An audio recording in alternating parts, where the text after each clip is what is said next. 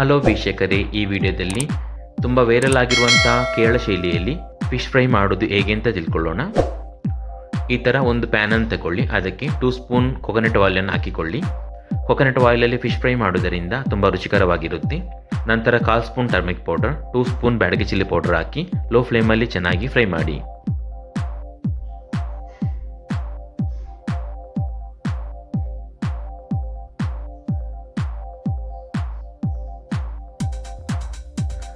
ನಂತರ ಅದಕ್ಕೆ ಸ್ವಲ್ಪ ಕರಿ ಲೀವ್ಸ್, ಆಮೇಲೆ ಕ್ರಷ್ ಮಾಡಿರುವಂತಹ ಆನಿಯನ್ ಮತ್ತು ಗಾರ್ಲಿಕನ್ನು ಸೇರಿಸಿಕೊಳ್ಳಿ.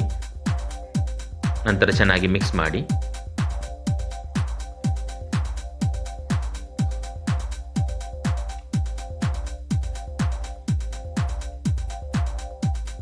ಆಮೇಲೆ ರುಚಿಗೆ ತಕ್ಕಷ್ಟು ಉಪ್ಪು ಸೇರಿಸಿಕೊಳ್ಳಿ.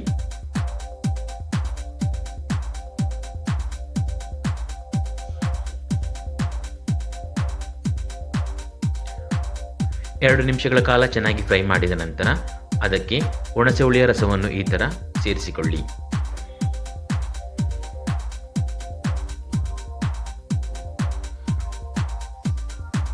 ನಾಲ್ಕು ನಿಮಿಷಗಳ ಕಾಲ ಚೆನ್ನಾಗಿ ಫ್ರೈ ಮಾಡಿ.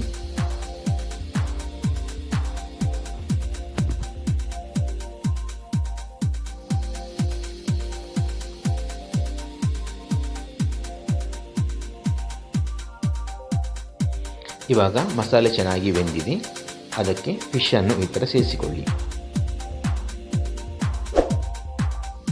ಈ ವಿಡಿಯೋದಲ್ಲಿ ಕಿಂಗ್ ಫಿಶನ್ನು ತಗೊಂಡಿದ್ದೇವೆ, ನೀವು ಯಾವ ಫಿಶನ್ನು ಬೇಕಾದರೂ ತಗೊಳ್ಬೋದು. ನಂತರ ವಿಡಿಯೋದಲ್ಲಿ ತೋರಿಸಿರೋ ಥರ ಈ ಥರ ಎರಡು ಸೈಡಿಗೂ ಚೆನ್ನಾಗಿ ಮಸಾಲವನ್ನು ಮಿಕ್ಸ್ ಮಾಡಿ ಫ್ರೈ ಮಾಡಿ.